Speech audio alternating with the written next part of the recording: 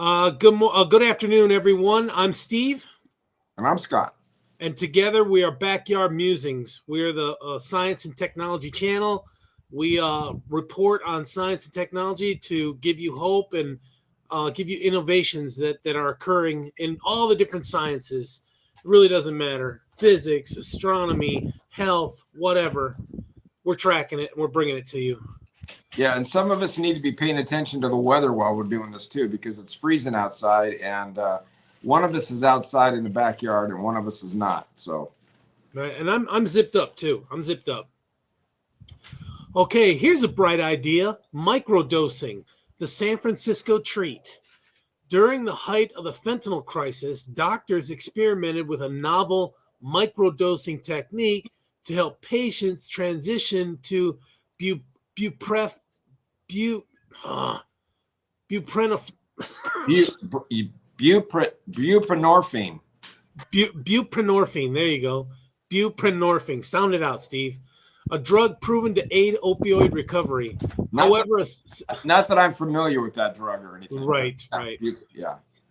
So the microdosing transitioned you to this buprenorphine, which got you off the drug, right? Okay. That's what's supposed to happen. And remember, this is California. This is San Francisco that was handing out needles to addicts so that they'd have clean needles rather than dirty needles. It was like they were encouraging them to pump that poison in to kill them And just to actually get them off the list. giving them drugs. Yeah. So, Yeah. Crazy. Yeah. So, however, a significant study by UC San Francisco revealed that this approach had a lower than expected success rate, prompting calls for more effective treatment strategies. Duh, you think? Really? The study, the largest evaluation of low-dose buprenorphine initiation, appears in JAMA Network Open on January 24th. Would you like to know more? Yeah, so just a disclaimer here. Please do not judge the whole state of California by the idiots in San Francisco and Oakland. Oakland, LA. Yeah, there are some sane people. We don't, maybe not completely sane because we still live here, but it is a great state. It's just run by a bunch of buffoons. So, and we've said that before. But Yeah. so during the COVID-19 pandemic, as fentanyl overdoses surged, doctors urgently sought ways to help their patients.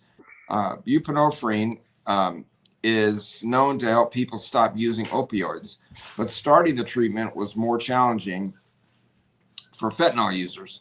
Unlike other opioids, fentanyl stays in the body longer and taking buprenorphine too soon can trigger sudden severe withdrawal symptoms. To address this, doctors introduced a microdosing method, gradually giving patients small doses of buprenorphine over several days. This approach aimed to slowly build up the medication in their system, allowing their bodies to adjust to the treatment without triggering withdrawal. So I guess the thought process was good, right? But this was just not. It's like throwing a little bit of gasoline on a fire instead of a whole can. You just. Yeah. Here's a novel idea to treat those severe symptoms of withdrawal. Put them on a gurney, strap them down with Velcro, and let them ride it out. They got into it. They can get out of it. You know what I'm saying? Yeah. Consequences. All right. Yeah. However, a recent study by doctors at UC San Francisco tested this low-dose initiation strategy and found that it was not as effective as hoped. Out of 126 patients, only 34% successfully transitioned to a full dose of buprenorphine using this approach.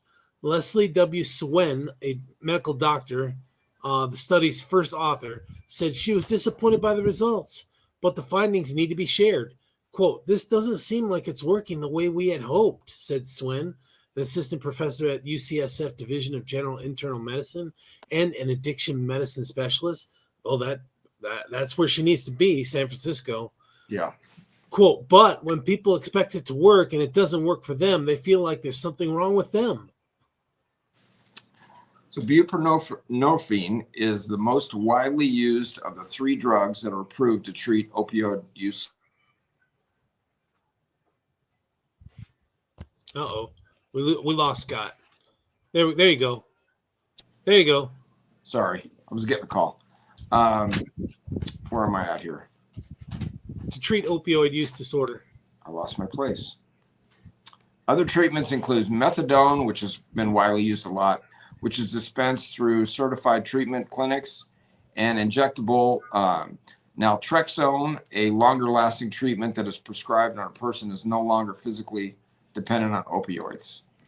Although buprenorphine is proven effective, the drug is largely underutilized due to a range Can't hear of you. issues. Can you hear me? I can hear you. Yeah. Including a dearth of physicians trained to prescribe the medication, insurance issues, and stigma. Buprenorphine is what's known as a partial opioid agonist, meaning that it works by only partly binding to the receptor that creates the high without offering the level of euphoria of stronger opioids.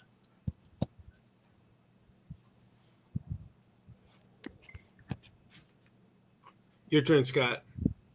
I can't hear you. It's you, not me. All right, before the introduction of fentanyl, is that where I'm at? Okay.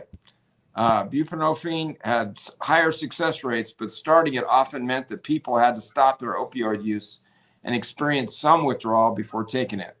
If people had opioids in their body and took buprenorphine, they could experience extreme worsening of their withdrawal from the buprenorphine. Because heroin and other opioids leave the body predictably, starting buprenorphine was easy. People could stop their opioids, wait several hours, and then start buprenorphine. Well, isn't that convenient? But fentanyl is stored longer in the fat cells, that is, if you survive after ingesting, and it's harder to predict how long it takes to leave the body. People would stop their opioid use and wait the appropriate amount of times before starting buprenorphine, but they would still experience precipitated withdrawal from fentanyl. Doctors hope that slowly introducing the buprenorphine would help reduce the comfort and people could stop using fentanyl when they felt ready or once the buprenorphine got to a good dose. The patients were treated at 2 outpatient substance disorder clinics in San Francisco between May 2021 and November 2022. They opted either for 7 days of taking low doses of buprenorphine before getting up to an optimal dose, dosing 2 or 3 times a day, or 4 days of treatment, dosing 4 times a day. Taking different doses can be confusing, so the researchers gave them medication in a bubble pack to help them manage their treatment. This is like candy off the shelf written all over it. So I know. At follow-up visits, 38% of those with the 4-day regimen achieved successful buprenorphine initiation, and 28% were successful in the 7-day protocol for an overall success rate of 34%. Overall, 22% stayed on the drug for at least 28 days. Repeated attempts yielded lower rates of success in the first attempt.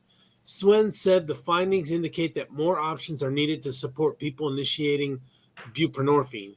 She and her fellow researchers are already involved in a follow-up study to determine why this promising approach is proving to be less effective than hoped. Really? You're confused about why microdosing doesn't work? I have no idea what you're saying, so I'm just going to sign off. So yeah. Take care, everyone. Thanks. All right, take care. We'll see you.